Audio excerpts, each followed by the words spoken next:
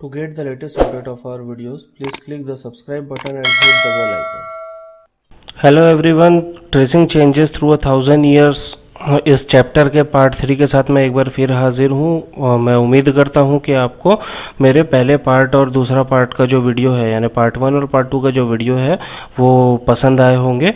और अगर पसंद आए होंगे तो जल्दी से उसे लाइक सब्सक्राइब कर लो भाई। चलिए पार्ट 3 में हम अब बात करने जाएंगे ओल्ड एंड न्यू रिलीजन्स के बारे में। तो शुरुआत करते हैं कि the 1000 year of history that we are exploring witness the major development in religious traditions. ठीक है, people believe in the divine was sometimes deeply personal but more usually it was collective. तो यहाँ पे क्या बोलना चाह रहा है कि ये जो 1000 year की जो हिस्ट्री है यहाँ पे हमारे ओल्ड और न्यू रिलीजन्स में क्या क्या मेजर डेवलपमेंट्स आए। तो सबसे ज़्यादा मेजर डेवलपमेंट्स जो आए वो आए रिलीजियस ट्रेडिशंस पे।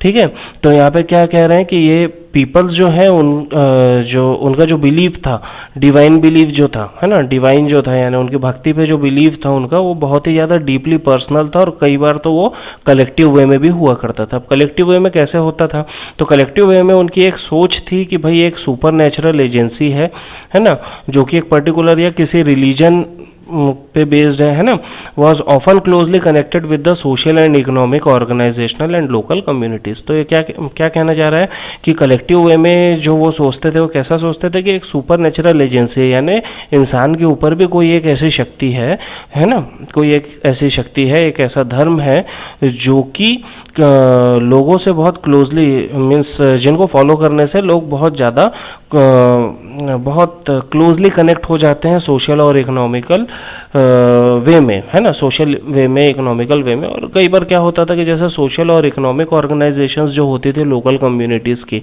वो हमेशा वो इन सब चीज़ों को फॉलो करवाती थी या इस तरीके का ज्ञान वो देती थी। A social world of this group altered to so to did their beliefs.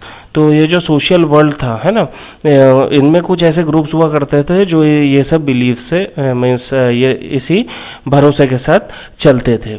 It was the duration period this period that the important changes occurred in what we call Hinduism today.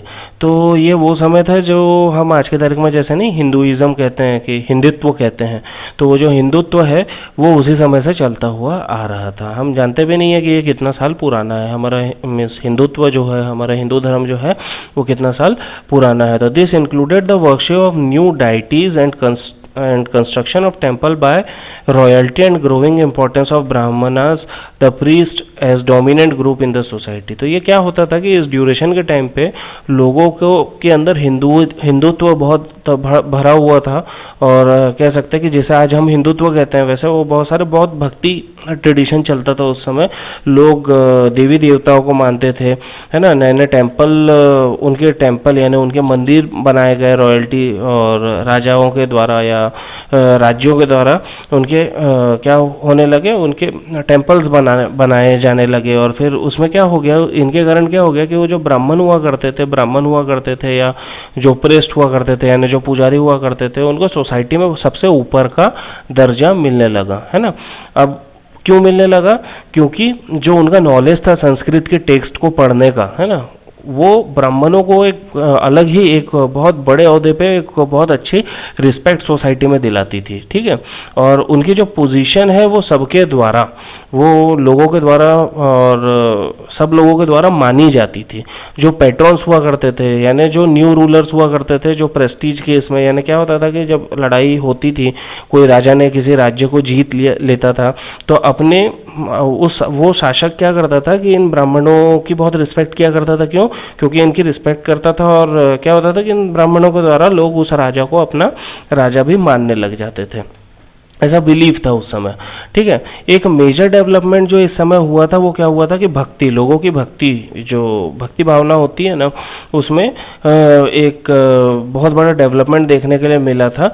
और जो personal deity और that devotees could reach without aid of the priest and elaborate rituals.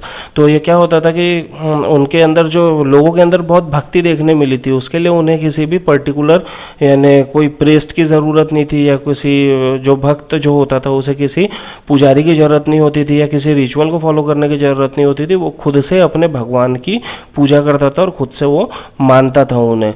ये आप ना chapter 8 में इसके बारे में पढ़ेंगे कि अलग अलग किस टाइप के ट्रेडिशंस चला करते थे। ठीक है, अब हम आगे बढ़ते हैं कि this was also a period when the religion appeared in the sub continent, है ना, जो रिलीजन है जो कि सब कॉन्टिनेंट में अपीयर हुआ करते थे, जो रिलीजन।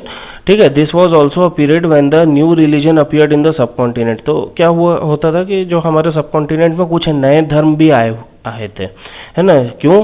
क्योंकि हमारे देश में जो मर्चेंट्स आया करते थे या जो माइग्रेंट्स आया करते थे वो उन्होंने अपने साथ एक धर्म लेके आया, एक धर्म आया हुआ था उनके साथ। ठीक है, तो वैसे तो वो अपने साथ उन्होंने लेके क्या आया था, होली कुरान बुक लेके आई थी, यानी जो होता है ना मोमेडियंस का जो कुरान होता है, वो कुरान इंडिया पे लाया गया था 7th सेंचुरी के वक्त। ठीक है, तो मुस्लिम जो थे ये कुरान को एज अ होली बुक यानी वो अपना धर्म ग्रंथ मानते थे, अपनी सबसे पवित्र किताब मानते थे मुस्लिम कुरान को, है ना, आज भी मानते हैं। और accept the sovereignty of the one God Allah, है ना, whose love mercy and bounty embrace all those who believe in him.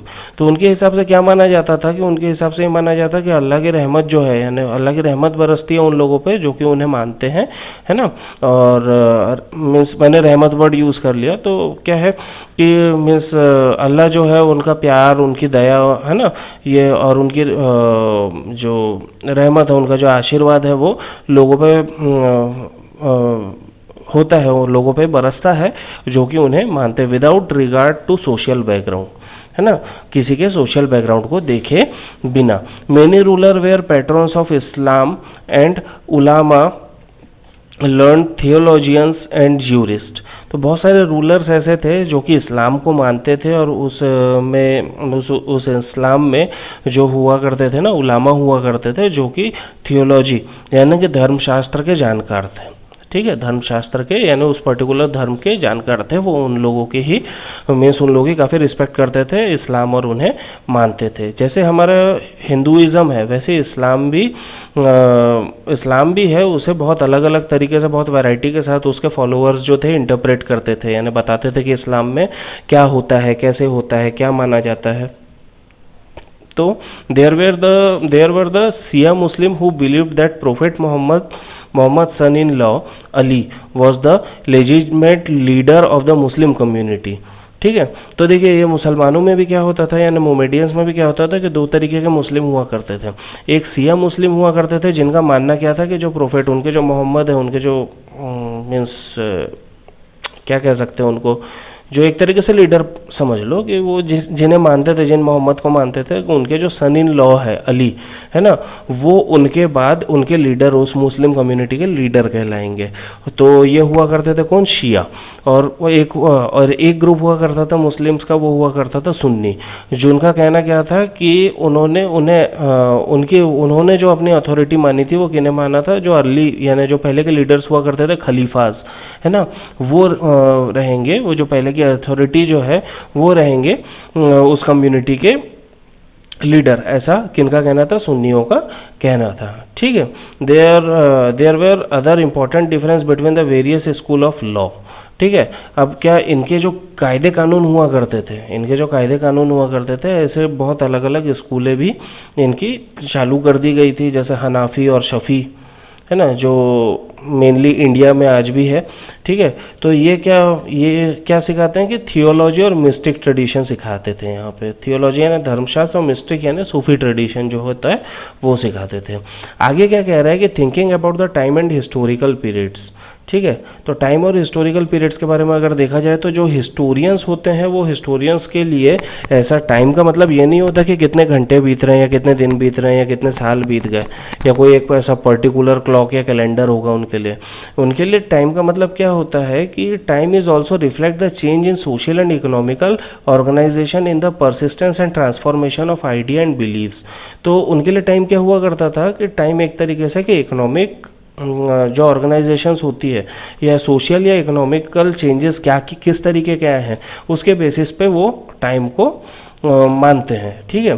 The study of time is made somewhat easier by dividing the past into large segments, periods that possess shared characteristics. तो ये जो time की जो study है ये easy कैसे हो सकती थी उनके हिसाब से, ये इजी कब होती है, ये इजी तब होती है जब इसे पास्ट के कुछ सेगमेंट्स में डिवाइड कर दिया जाए, ठीक है। जैसे पीरियड्स हो गया है ना, पीरियड्स या कैरेक्टरिस्टिक हो गई, इस तरीके के कुछ सेगमेंट्स में इसे डिवाइड कर दे। तो क्या हुआ कि 19th सेंचुरी के मिडल में जो ब्रिटिश हिस्टोरियंस थे उन्होंने क्या किया कि हिस्ट्री ऑफ इंडिया को 3 पार्ट में डिवाइड कर दिया, 3 पीरियड्स में डिवाइड कर दिया, हिंदू पीरियड, मुस्लिम पीरियड और ब्रिटिश पीरियड, ठीक है।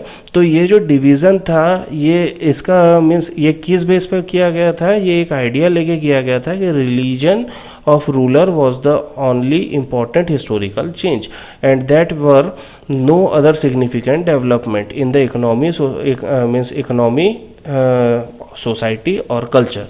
Such division also ignored the rich diversity of continents. तो ये क्या हुआ कि ये इश्यूज क्या होने लगे यहाँ पे कि जो इन्होंने ये 3 पीरियड्स में इसे डिवाइड किया था, हिंदू, मुस्लिम और ब्रिटिश, ठीक है।